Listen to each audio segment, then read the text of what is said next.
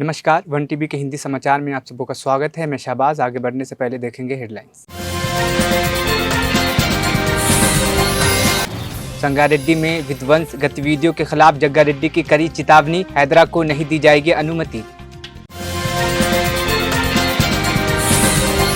All India मजलिस इत्तेहादुल मुस्लिमीन का बहादुरपुरा में विरोध, हैदरा के खिलाफ उठाई आवाज। केटी रामाराव का मूसा नदी का दौरा, प्रभावित लोगों को मदद का आश्वासन। हरियाणा विधानसभा चुनाव प्रचार के दौरान दुष्यंत चौटाला और चंद्रशेखर आजाद के गाड़ी पर हमला। अब खबरें विस्तार से। कांग्रेस के कार्यकारी अध्यक्ष जग्गारेड्डी ने सरकार की विध्वंस गतिविधियों के खिलाफ आवाज उठाते हुए स्पष्ट किया है कि हैदरा को संगारेड्डी विधानसभा क्षेत्र में किसी भी प्रकार की विध्वंस कार्य की अनुमति नहीं दी जाएगी। उन्होंने हैदरा के आयुक्त से अनुरोध किया है कि यदि किसी प्रकार की योजना बनाई गई है तो नागरिकों को सूचित किया जाए। साथ ही जग्गारेड्डी ने आश्वासन दिया है कि वह मुख्यमंत्री रेवंत रेड्डी के साथ इस मुद्दे पर बातचीत करेंगे और ऐसी गतिविधियों को रोकने का प्रयास करेंगे। तेलंगाना कांग्रेस के कार्यकारी अध्यक्ष जग्गारेड्डी से लेकर खैरताबाद विधायक नागिंदर तक कई कांग्रेस नेता हैदरा के विध्वंस और निष्कासन के खिलाफ नाराजगी जता रहे हैं। पार्टी के सूत्रों के अनुसार कुछ मंत्री और वरिष्ठ नेता मुख्यमंत्री रेवंत रेड्डी के इस मुद्दे को संभालने की तरीके से असंतुष्ट हैं। नेताओं ने चिंता व्यक्त की है कि हैदरा की गतिविधियों के कारण पार्टी को नकारात्मक प्रचार का सामना करना पड़ रहा है, जो आगामी स्थानीय चुनावों पर प्रतिकूल प्रभाव डाल सकते हैं। ऑल इंडिया मजलिस इत्तेहादुल मुस्लिमीन ने एफटीएल और मूसा नदी के बफर जोन में इमारतों को ध्वस्त करने के प्रस्तावित कदम के खिलाफ बहादुरपुरा में जोरदार विरोध प्रदर्शन किया। मस्जिद नेताओं ने पार्टी के झंडे लिए हुए और हैदरा हटाओ घर बचाओ के नारे लगाते हुए एक कार्यालय के सामने इकट्ठा हुए। पुलिस ने प्रदर्शनकारियों, जिसमें मजलिस इत्तेहादुल मुस्लिमीन के 4 नगल सेवक भी शामिल थे, को गिरफ्तार कर फलकनुमा पुलिस स्टेशन में स्थानांतरित कर दिया है।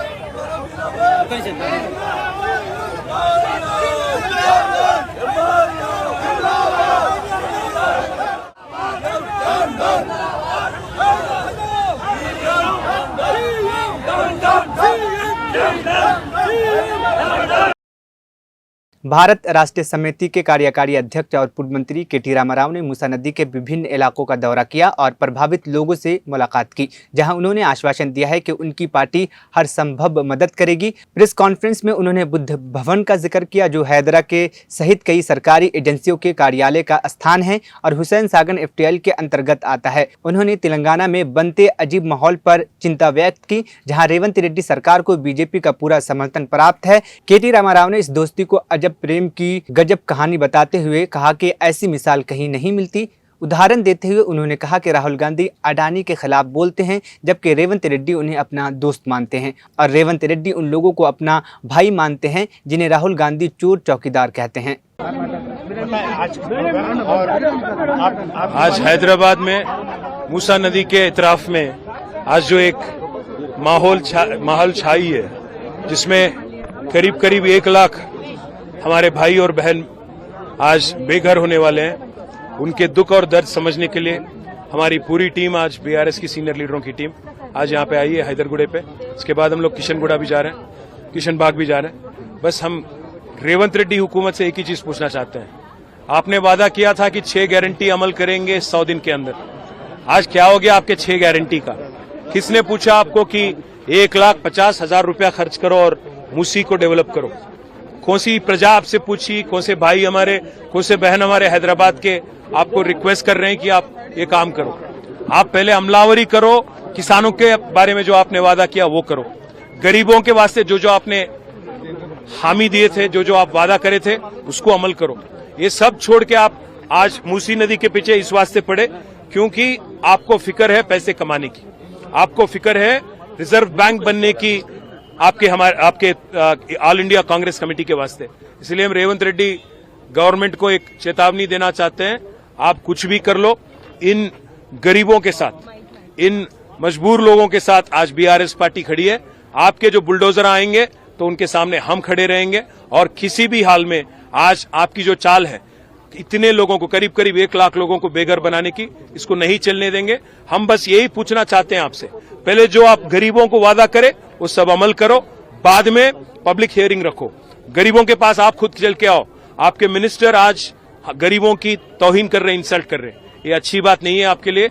आपको गरीबों की बद्दुआ लगेंगी। आपको किसी भी हाल में ये प्रपोजल को वापस लेना पड़ेगा। और एक तरफ आप बोलते हो पूरा स्टेट कर्जा में, दूसरी तरफ 1,50,000 करोड़ की बात कर रहे हैं। कहां से लाएंगे पैसे?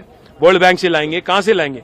इसलिए हम यही पूछना चाहते हैं कि आपका बाप का जागीर नहीं है, हैदराबाद हर किसी का है और गरीबों के साथ बीआरएस कांधा से कांधा मिला के आपकी हुकूमत के खिलाफ लड़ेंगे। सर, आपने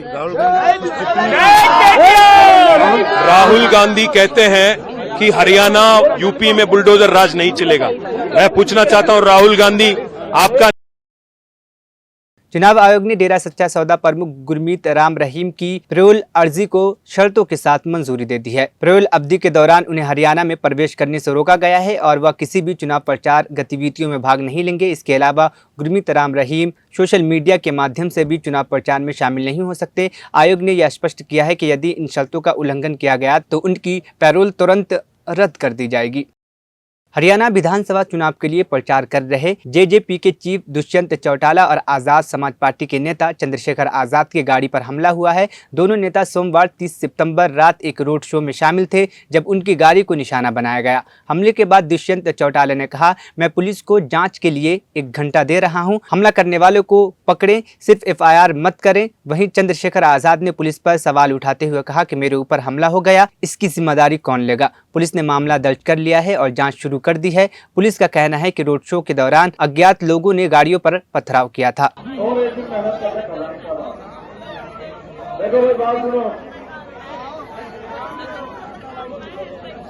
आप और मैं जानते हैं लोकतंत्र में विरोध का सामना करना चाहिए। अब बेटे आप तुमने अपनी बात करके पीछे हो जाओ, आप ही हमारे भाई को पीछे हो जाओ। चलो, विरोध से घबराना नहीं चाहिए, विरोध का सामना करना चाहिए, विरोध का सामना डट से करना चाहिए, विरोध से घबराना नहीं चाहिए। चंद्रशेखर आजाद कितने गुस्से में नजर आए, किस तरीके से उन्होंने पुलिस के ऊपर सवाल खड़े किए, वो क्या कुछ कह रहे, एक बार वो भी आप सुन लीजिए। काफी ज्यादा भड़के हुए नजर आ रहे चंद्रशेखर आजाद। कांग्रेस नेता राहुल गांधी ने सोमवार को मोदी सरकार पर आरोप लगाया कि वह आम आदमी की कठिनाइयों को नजरअंदाज कर केवल उद्योगपतियों के हितों की रक्षा के लिए काम कर रहे हैं। अंबाला के नारायणगढ़ में एक रैली को संबोधित करते हुए उन्होंने गौतम अडानी के खाते में सुनामी की तरह पैसा आने का उल्लेख करते हुए कहा कि नागरिक संघर्ष कर रहे हैं। गांधी ने विश्वास दिलाया कि कांग्रेस हरियाणा में बदलाव लाएगी और बीजेपी की नीतियों के खिलाफ एक निर्णायक लड़ाई लड़ेगी। रैली में उनकी बहन प्रियंका गांधी वाड्रा और अन्य वरिष्ठ कांग्रेस नेता भी शामिल थे। अभी हम परिवारों से मिले, उन्होंने हमें बताया कि अब नई चीज चली है, परिवार की आइडेंटिटी कार्ड। सारे नाम एक साथ कर देते हैं, आमदनी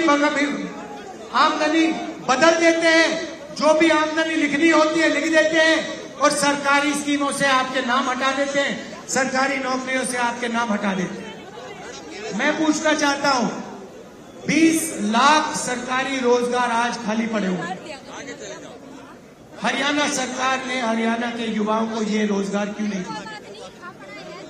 ये सवाल है और इन सवालों के जवाब देने के बजाय नरेंद्र मोदी जी, अमित शाह जी यहाँ आते हैं, लंबे भाषण कर जाते हैं और जो आपके दिल की बातें हैं वो करते नहीं, अपने मन की बात करके चले जाते हैं। मगर अब आप नरेंद्र मोदी जी को पहचान गए। उन्हीं ने आपको बताया कि मैं इंसान नहीं हूं, मैं नॉन बायोलॉजिकल हूं।